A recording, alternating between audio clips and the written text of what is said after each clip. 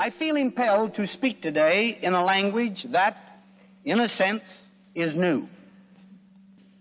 That new language is the language of atomic warfare. The atomic age has moved forward at such a pace that every citizen of the world should have some comprehension, at least in comparative terms, of the extent of this development, of the utmost significance to every one of us.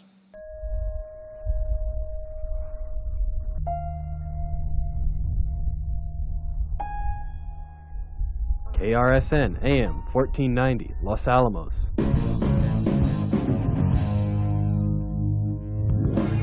There goes the last DJ who plays when he wants to play. 65 years ago today at 5:29:45 a.m. Mountain War Time, on July 16, 1945, the world's first atomic bomb exploded over Granado del Muerto, which is the New Mexico desert down near White Sands, New Mexico. Always when I look back on July 16th, I just absolutely marvel at what those men and women were able to accomplish in 27 months. It was just incredible, scientific, engineering, and societally. So that's the first thing that goes through my mind on the 16th.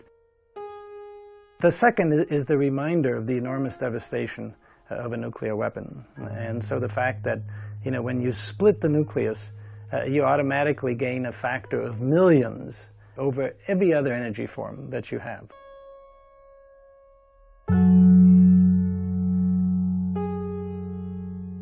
We knew the world would not be the same. I remembered the line from the Hindu scripture, the Bhagavad Gita. Vishnu is trying to persuade the prince that he should do his duty, and to impress him takes on his multi-armed form and says, "Now I am become death, the destroyer of worlds."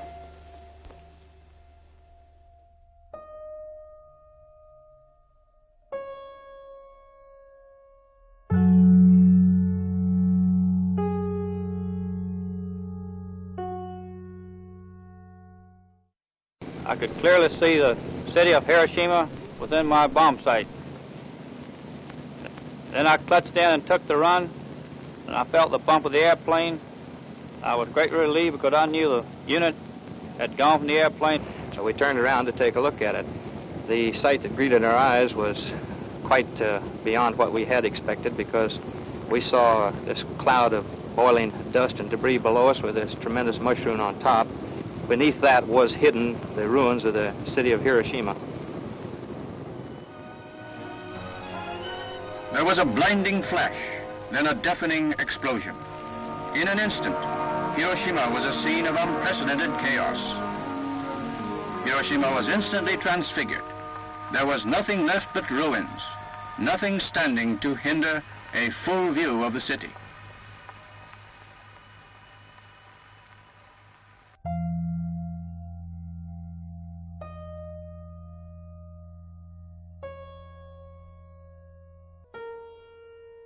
Hiroshima の人はあの爆弾のことをピカドルというんですね。ピカッと光る。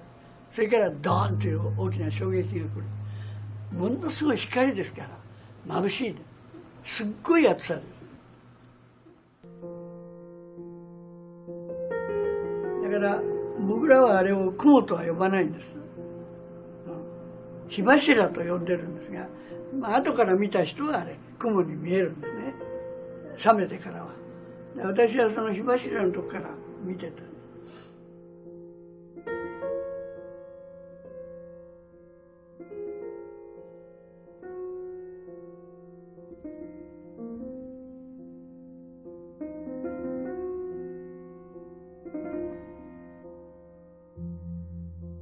We have, however, a sense of great moral responsibility because this great power has been given to us, and we should be ever humble and grateful that it was given to us rather than to our enemies, and all of us who have had a part in its development and in carrying out its use should dedicate our strength, our wealth, our brains, and even our very lives to see that it is always used for good and never for evil.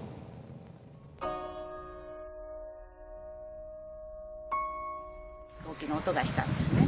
で、私はよく分かんなかったんですけど、医者は、その音が変だ。あれは日本の飛行機じゃないみたいだから、窓から覗いて飛行機がいるかもしれないから見てくれって言われたの。There was a tremendous suspense and tension as we approached the target. I knew that everything was functioning perfectly. At that time, the bombardier took over. When the clouds opened up over the target at Nagasaki, the target was there pretty as a picture. I made the run, let the bomb go.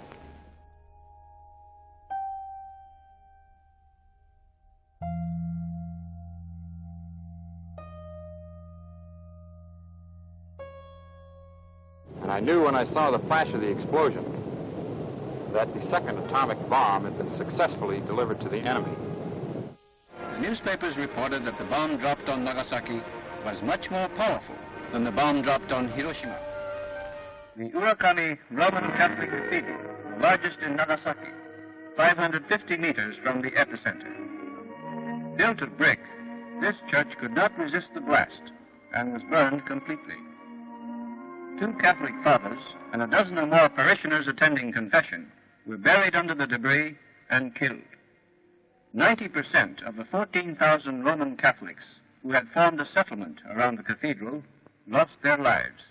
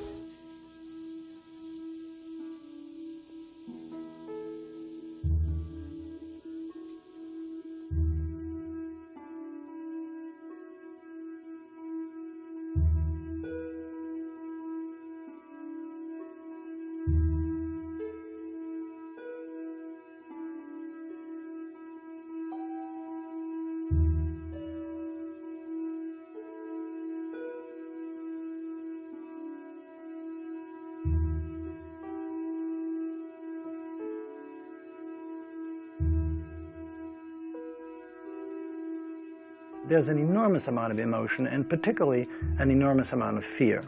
You know, because if you look back and you look at the images of Hiroshima and Nagasaki, the city's destroyed in a flash. You know, one bomb, one bomber.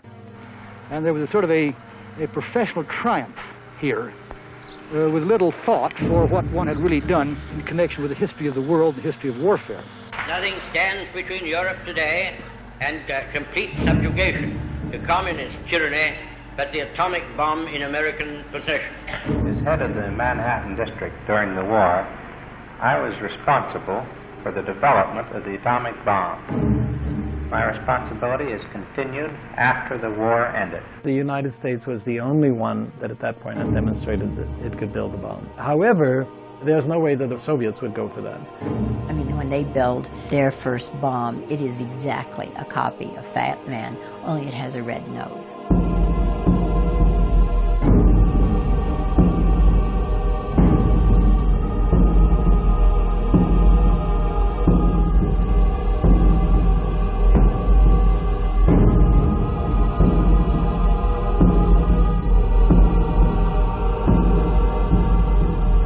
I remember interviewing a Russian nuclear weapons scientist who was present for Russia's first nuclear tests in 1949. And I said, how did you feel when you saw the mushroom cloud? And he said, I felt euphoric. I felt at last the Soviet Union is safe from America. He said ever since Hiroshima, he'd been terrified that the Americans had these weapons and the Soviet Union didn't. So at last he felt safe. Let's face it, the threat of hydrogen bomb warfare is the greatest danger our nation has ever known. Enemy jet bombers carrying nuclear weapons can sweep over a variety of routes and drop bombs on any important target in the United States. The threat of this destruction has affected our way of life in every city, town, and village from coast to coast. These are the signs of the time. But tomorrow, this siren may mean the real thing. What the U.S. did with the participation, of course, of the Soviets was build a world that by, let's say, the end of the 1950s, was always just a couple minutes away from nuclear war. The reach of the nuclear complex, I think, is so profound in terms of U.S. government, in terms of the relationship between citizens and the state, in terms of our geopolitical strategy, that I think even relatively small changes in the way in which we talk and think about nuclear weapons could have rather significant effects politically in the United States and around the world. しかし、被爆者の心身を今なお苛む原爆の影響は長年にわたり過小評価され、未だに被害の全貌は解明されていません。中でも心の傷は深刻です。 At the end of 2 weeks, which was the critical period, burns and cuts, which appeared to be curing, suddenly worsened. Hemorrhage developed, which could not be stopped. Many died, and the number of deaths kept mounting from day to day. で僕らが見ててね、この人は助かるかもしれないと思うのがいっぱいいるわけですね。それが原爆病という放射能の病気が出て死に始めた。どんどんどんどん。A brother and sister who were upstairs in their house 2 kilometers southwest of the epicenter.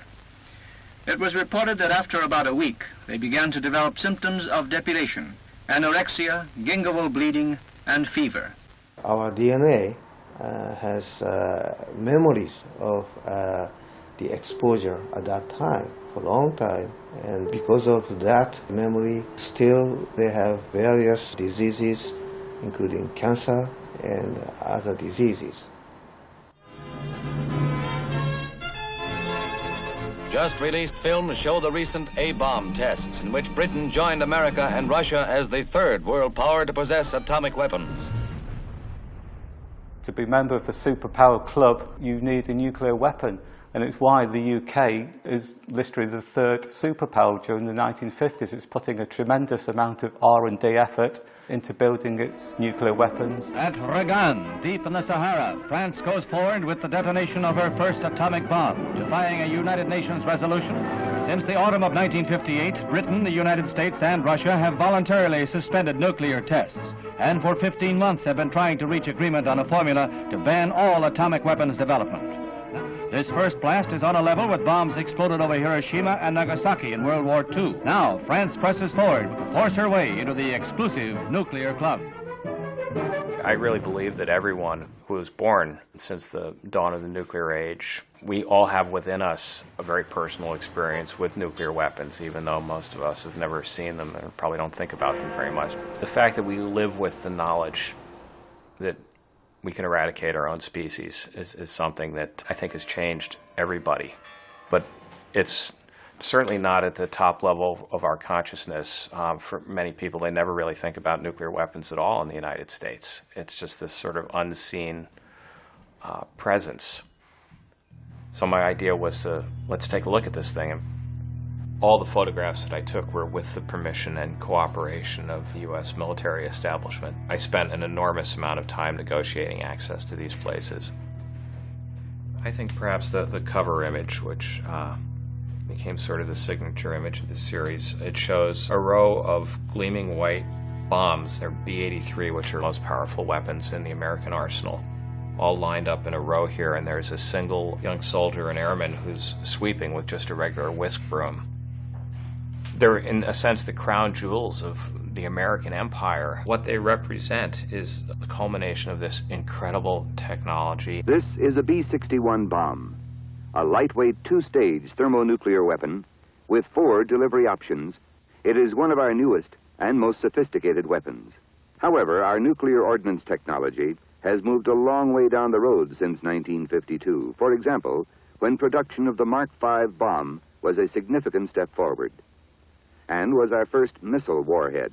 Each of these bombs is a 1 megaton bomb, which is equivalent to approximately 60 Hiroshima or Nagasaki type bombs, which is an enormous amount of destructive power. The explosive power of today's hydrogen bomb is measured in terms of megatons. What does that mean to us? It's a matter of practical application. It takes 1,000 kilotons to equal 1 megaton.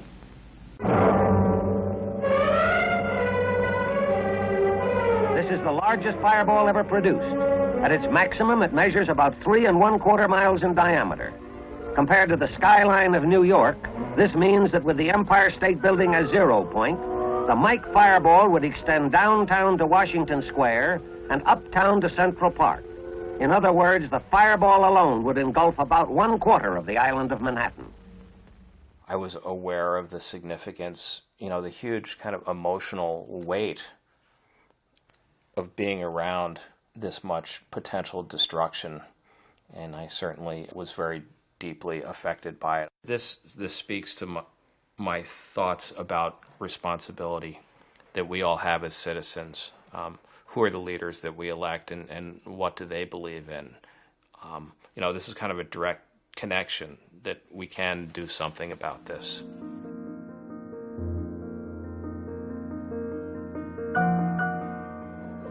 There is no question that the Japanese acted reprehensibly in initiating this war and in some of the war crimes that were committed. But do you use a nuclear weapon in retaliation to a conventional arms attack? This is always a debate that goes on, and deep down in all our cultures and in all our religious philosophies is this taboo against using a weapon which can kill so many people in a flash of a second and also leave permanent genetic effects and ecological effects. I think that taboo has to some extent operated subconsciously with the leaders of the world, and that has perhaps helped us in not using the nuclear weapon, but it is not always going to act as a brake on the accidental use of nuclear weapons or on some crazy man who becomes a leader of a country with nuclear weapons using it. So we cannot trust to this moral taboo to operate at all times. Good evening, my fellow citizens. This government, as promised, has maintained the closest surveillance of the Soviet military buildup on the island of Cuba. The purpose of these bases can be none other than to provide a nuclear strike capability against the Western Hemisphere. At this altitude, the evidence is unmistakable. It shows Russian IL-28 Beagle bombers capable of carrying nuclear weapons. And it shows offensive ballistic missiles being emplaced. All of the Western Hemisphere from Hudson's Bay to Lima, Peru is within their range. At the United Nations, Ambassador Stevenson takes America's case to the world. As we made clear in the Security Council, the existing threat was created by the secret introduction of offensive weapons into Cuba, and the answer lies in the removal of such weapons. Заявляю вам, что я согласен с вашим предложением, отвечающим интересам мира. С уважением, Хрущев. At that time, the CIA estimated that while the missiles were there, the warheads had not yet been delivered. The chief said, Mr. President, if you want us to do that, we have to do it before the warheads get there. The warheads are likely to get there in 2 to 3 days. This is Radio Moscow. Premier Khrushchev has sent a message to President Kennedy today. The Soviet government has ordered the dismantling of weapons in Cuba, as well as their crating and return to the Soviet Union. If Khrushchev had not stated that he was removing those missiles, I think the majority of Kennedy's civilian and military advisors would have recommended attack. We didn't learn for 29 years that at that time the Soviets had 162 nuclear warheads on the soil of Cuba. It would have been total disaster. We'd have pulled the temple down on our head. It was insane, but that's the way we were. And to some degree, that's the way we are. The Kremlin, fortress of communist doctrine, is the setting of an historic event, the signing of an atom test ban. The first age of nuclear disarmament really began because of the Cuban Missile Crisis. The Test Ban Treaty in 1963, and we also had the Non-Proliferation Treaty in 1968. These were the children of the Cuban Missile Crisis. They wouldn't have happened otherwise. In some quarters, the pact is accepted with reservations in view of the Soviet record of broken treaties. However, it is also looked upon as a momentous step in easing tensions between East and West. Communist China has denounced the Soviets for making the treaty, widening further the breach between the two communist powers. At 1500 hours on October 16, 1964, the event which shocked the whole world finally takes place.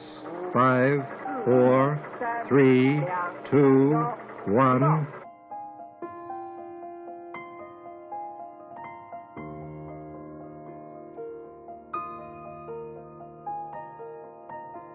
The Treaty on the Non-Proliferation of Nuclear Weapons is now ready to be signed. We have come here today to the East Room of the White House to sign a treaty which limits the spread of nuclear weapons. More than 55 nations are here in Washington this morning to commit their governments to this treaty, which was commended to the world by the overwhelming majority of the members of the United Nations General Assembly.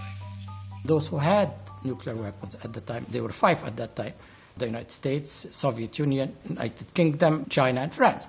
They committed themselves in clear terms that they are going to move away from nuclear weapons, abolish nuclear weapons. I know the stubborn patience, persistence that it has required to come this far. And we do not underestimate the difficulties that may lie ahead. In 1970, we committed ourselves to establish a world free from nuclear weapons. That was the commitment under the Non-Proliferation Treaty. After the Non-Proliferation Treaty went into effect, India did a test in 1974. They never signed it, so they felt it was their right to do so. However, the rest of the world did not want India to go nuclear because they thought Pakistan would go nuclear. They've just developed the capabilities themselves. So now we face this issue. So what do you do with India? It's a very simple logic that I need to be in the Super Bowl, and if I need nuclear weapons to get there, I will do that. Particularly that those who are telling me I should not rely on nuclear weapons are the ones who continue to expand their reliance on nuclear weapons. Autumn 1983. Hundreds of thousands concerned about the threat of nuclear war demonstrate. Ordinary people in the peace movement throughout Europe getting together and saying, we're not going to live in this nuclear fear, we're not going to live in this fear of the Third World War, the nuclear war. That was our belief. I can remember when they flew the first missiles in. At Greenham Common today, Tomahawk cruise missiles and possibly warheads arrived in substantial numbers. We always knew you had the might of the US military. You could fly the missiles in. We can't stop you doing that. But the power of people saying no is going to make you take them away again. Imagine 44 women on the top of one of those silos, dawn on New Year's Day, and we climbed over the fence. We used ladders and carpet, and we ran in, and the security was asleep. It was New Year's Day. And we clambered to the top, and then we held hands, and we danced, and we sang. 1 minute to midnight, 1 minute to Armageddon, 1 minute before we die, 1 minute to say. And at that moment, we made a promise to restore this to common land. And at that moment, none of us really could have imagined we could keep that promise. But we did.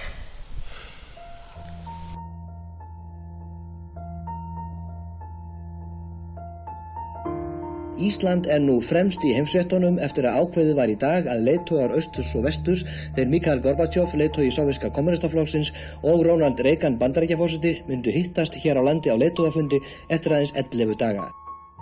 Mikhail Gorbachev came with the dream that here might begin the process of eliminating nuclear weapons from the world. There came a moment late in the session where President Reagan said, well, we could eliminate them all. And Gorbachev said, yes, we could do that. And in a burst of enthusiasm, Secretary Shultz said, let's do it. Gentlemen, President Reagan has said that SDI is not negotiable. For the Soviet Union, Mikhail Gorbachev has said that if it is not abandoned, not only will there not be reductions in nuclear weapons, but there will be a further race to build them. Let me share with you a vision of the future which offers hope. It is that we embark on a program to counter the awesome Soviet missile threat with measures that are defensive. What if we could intercept and destroy strategic ballistic missiles before they reached our own soil or that of our allies? Is there some give in these positions, Mr. Pearl? Well, I hope there's some give in General Secretary Gorbachev's position, because we are determined to continue what is, after all, a research program. So I don't think a realistic agreement can be based on the expectation that we will abandon the sort of research that we're now doing. Mr. Warnke? It really depends upon what you mean by research. Now, in my opinion, it would be a possible deal for both sides to agree to limit themselves to laboratory research. We thought they would come to an agreement, and we were very disappointed when no such agreement was made. When the meeting ended, the television broadcasted from both the press meetings that the two heads of state made. In several critical areas, we made more progress than we anticipated when we came to Iceland.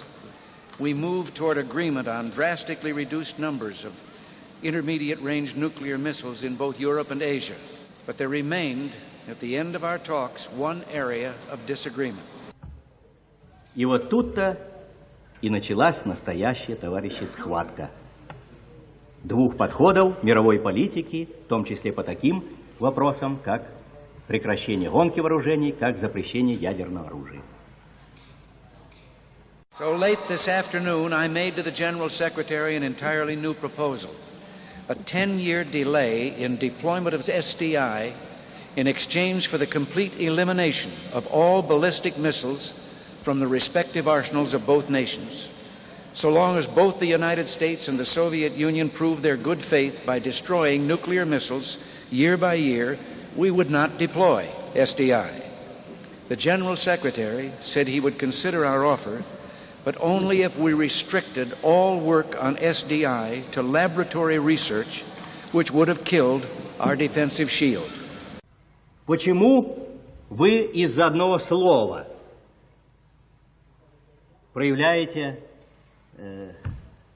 такую твердость в подходе, так сказать, вот к тому, что относится к СОЕ и проблеме испытаний, к пониманию этой проблематики?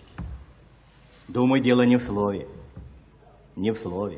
а в существе. Именно это ключ к пониманию того, что на уме у американской администрации. А по-моему, у нее на уме то, что на уме, теперь я уже вижу, у американского военно-промышленного комплекса. Она во власти, и президент не свободен, чтобы принять такое решение. We came to Iceland to advance the cause of peace. And though we put on the table the most far-reaching arms control proposal in history, the General Secretary rejected it. Мы делали перерывы, проводились дискуссии, и, я вижу, президент не получил поддержки. И поэтому сорвалась наша встреча. Вот такова драматическая ситуация, которая сложилась на этой встрече.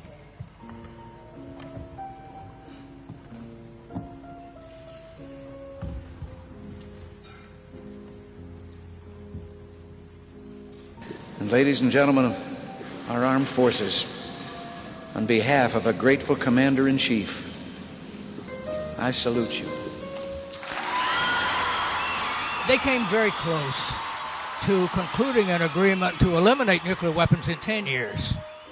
One of the myths is that Gorbachev, by demanding 10 years in laboratories, was trying to kill the Strategic Defense Initiative. Keeping it in 10 years in laboratories would not have killed it.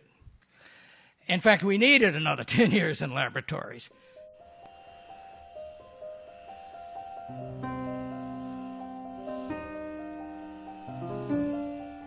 This very, very important meeting for a thaw in the Cold War, which in the end resulted in the fall of the Berlin Wall. But definitely it was here that the door was opened a little bit. For the first time in history, the language of arms control was replaced by arms reduction. In this case, the complete elimination of an entire class of U.S. and Soviet nuclear missiles. When the INF Treaty was signed by Presidents Reagan and Gorbachev, this nuclear base closed. These silos are now empty. What I've got my sights on now is the complete abolition of nuclear weapons.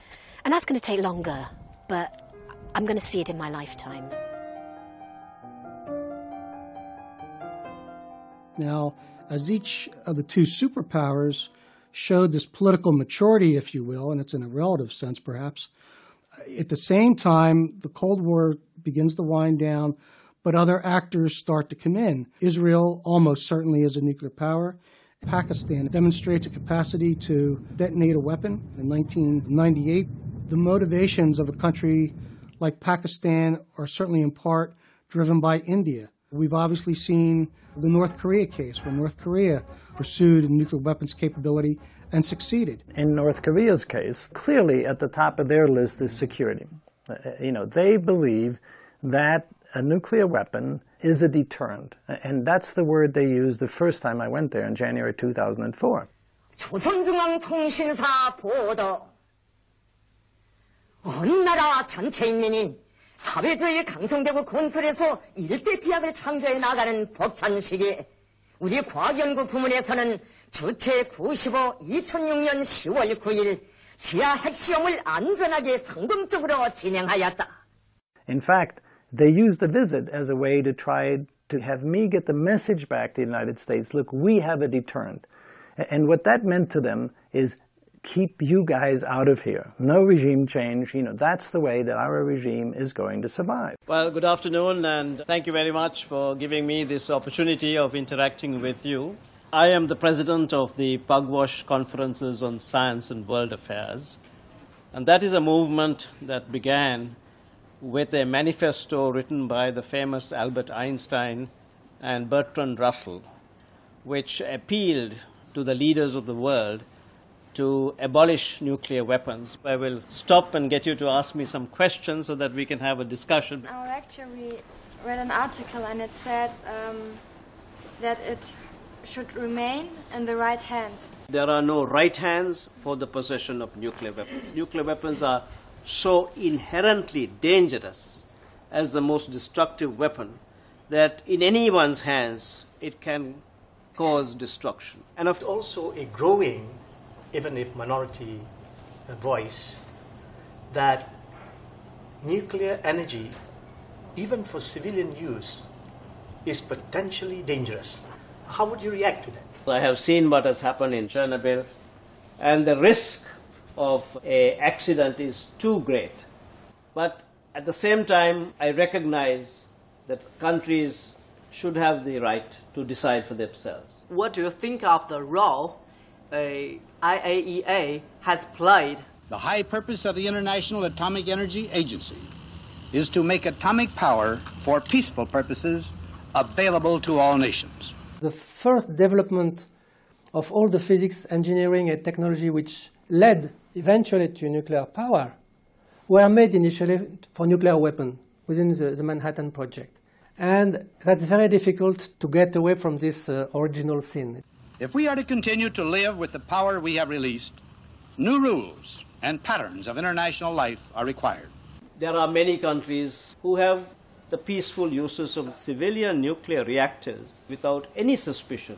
They are safeguarded by the IAEA. So there is a regular check on the materials used and on what is being stored, and on the working of the reactors so that there can be no situation of any diversion. What you're looking at here is an open pool research reactor. The blue glow you see down there is what we call Chernyankov radiation. It's an indicator that the reactor is operating. I probably, unlike most of my colleagues, have a really odd background in that I used to be on the other side of the coin. I used to make nuclear weapons and I used to refuel nuclear submarines. So for me, it's an opportunity to use my talent to prevent the spread of those things. And actually, I decided to do that when I had a son.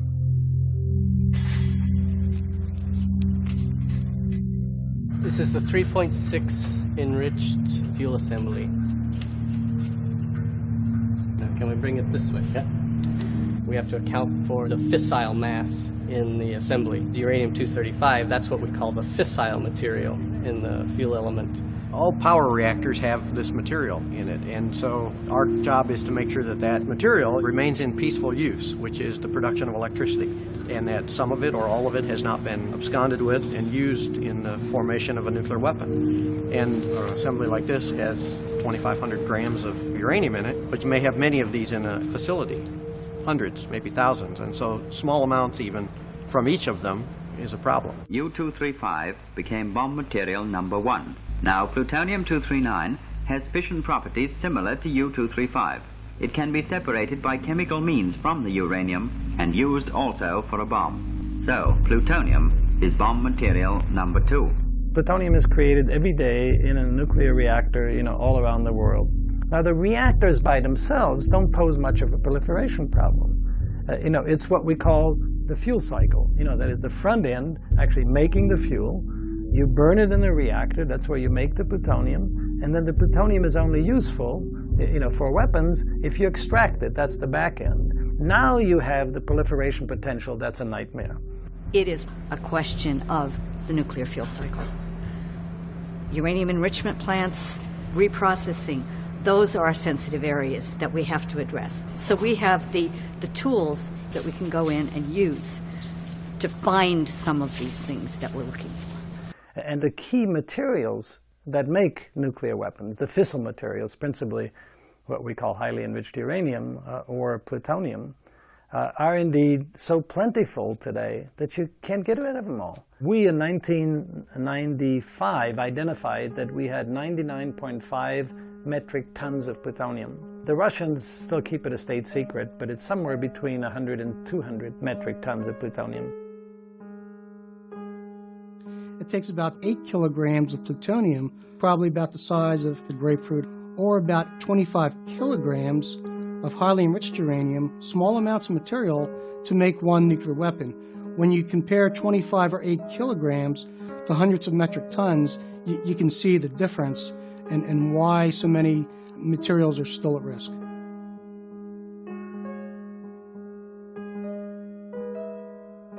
I think the occasion of the summit of the heads of state is a time to draw attention to what the public is not as aware of as many of these people are, which is that it doesn't take much material and these are being transported all the time. We're creating more fissile material. We really need to take a hard look at this and say, look, this is too dangerous. We need to stop it. It is about the spread of this material, the spread of the knowledge, the spread of the technologies, and without rules in place, without codes of conduct, without standards for how we use this stuff. And the public needs to know about it, and they need to know very quickly.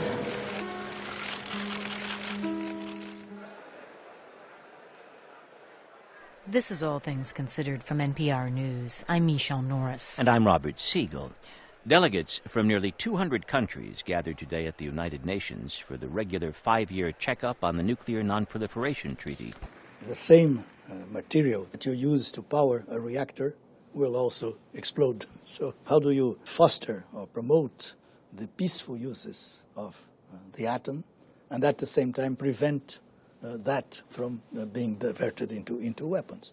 And this is one of the tenets of the treaty. The 3 pillars of the treaty: nuclear non-proliferation, nuclear disarmament, and the peaceful uses of nuclear energy. which is described in the treaty as an inalienable right to have access to nuclear energy. So we need to see how much progress we have made. Well, this is 40 years since countries came together to agree a nuclear non-proliferation treaty. And what's going on is that we're reviewing that. We're looking at its inadequacies. We're trying to look forward at ways in which we have to improve it, but also steps we need to take to achieve this vision of a world free of nuclear weapons. And indeed, a growing number of world leaders and civil society are calling for. My involvement in this goes back to many conversations I had with, I'm very happy to say, my good friend George Shultz. And that as we looked at how, with events in Iran, Iraq, North Korea, we said, look, the nuclear non-proliferation regime is in deep trouble. And it occurred to us, you know, Ronald Reagan and Gorbachev at Reykjavik in that remarkable summit felt this way and said, we have to have a vision of getting rid of these weapons. They're too dangerous. Now, what do you have to say this morning, Mr. President? Good morning. Nothing else? When in Reykjavik, President Reagan and General Secretary Gorbachev talked about getting rid of nuclear weapons, the reaction around the world was, oh my God, are they crazy? It was a very negative reaction. But now, when our Wall Street Journal essays have said that, there's a much different reaction. People are saying, you know, that's right, we better see what we can do. It's interesting that some have realized after they left power how much destruction they could have provoked. And they have come forward to say we have to do something about that. Somehow the world's perception of the nuclear threat receded after the end of the Cold War. Often problems are not given the attention they deserve until a tragedy occurs. We cannot wait for a nuclear Pearl Harbor or 9/11. We must get ahead of the game to prevent an even more catastrophic event than those that have been seared into our memories. If we wait, if a nuclear accident occurs, the world will be changed so dramatically that we will not recognize it. So wake up, everybody. The danger is real, and the potential consequences are of catastrophic proportions.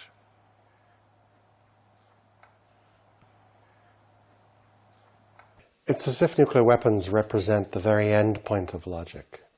I mean, they are the ultimate creation of the human intellect, of human rationality. We're imprisoned by these remarkable products of our intellect. We have thousands of these things still lying around. We're terrified to do away with them, despite the danger they represent to us, because we're afraid if someone else gets a hold of a few and we have none, what they might be able to do to us. In the beginning of weapon history, there was the word, and very little more. Then progress set in. Through the centuries, man has increased the effective range and efficiency of his weapons as rapidly as his science would permit.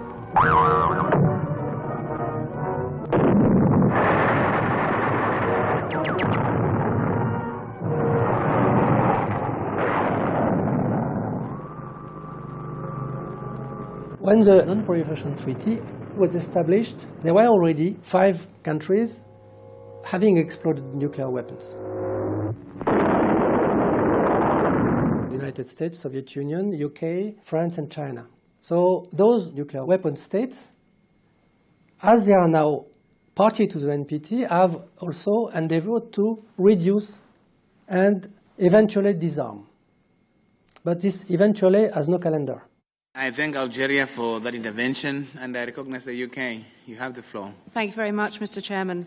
The UK delegation has a few amendments that it would like to suggest. Section B, paragraph 3, we would delete with specified timelines. Thank you very much. There's a lot more public pushing to get the lowest common denominator they possibly can in terms of the nuclear disarmament side of things. And the UK, by shifting the balance of power within the 5, the UK has just given the Russians and the French enormous heart. And at this point, then, the US will go along with that. With regard to B3, we're looking at that phrase, but we would subscribe to the points made by France and UK to say that we note the final phase, but then delete with specified timelines. Some of that more committed nuclear disarmament language was consistent with President Obama's vision of a world free of nuclear weapons, so the US was trying to bring the other P5 along with them. And now they don't feel, that they have to. I think the key to success in the NPT conference is balance. The obligations of the nuclear weapon states recognized by the NPT as such and the non-nuclear weapon states are, of course, very much different. And that's part of the difficulty, because nations don't like to divest themselves of power and prestige. I would now like to take up consideration and adoption of the final report. The conference agrees to adopt the conclusions and recommendations for follow-on actions. May I take it that the conference wishes to proceed accordingly? It is a long and grinding process, now 40 years on for this treaty, trying to find a way to achieve a world free of nuclear weapons.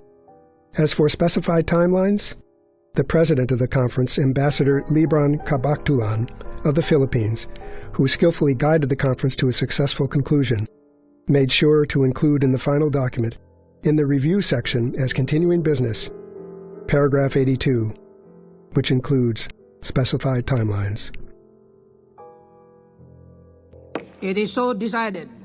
We scientists who release this immense power have overwhelming responsibility in this world life and death struggle to harness atom for benefit of mankind and not for humanity's destruction.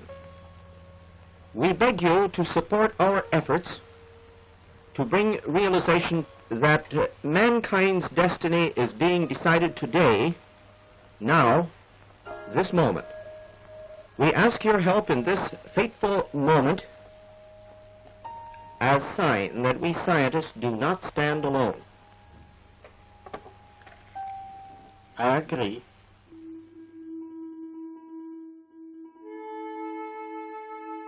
I'm very much inspired by Leo Szilard. He wrote a book where the scientists were listening to dolphins representing a higher intelligence. The message was that there is a need to listen and try to open ourselves to higher intelligence. This, I believe, might be achieved when statesmen will be more afraid of the atomic bomb than they are afraid of using their imagination. Because imagination is a tool which has to be used if the impossible is to be accomplished. 長崎市とともに、また世界の市民とともに核兵器廃絶のためあらん限りの力を尽くし行動することをここに誓います。2008年平成20年8月6日、広島市長秋葉忠俊。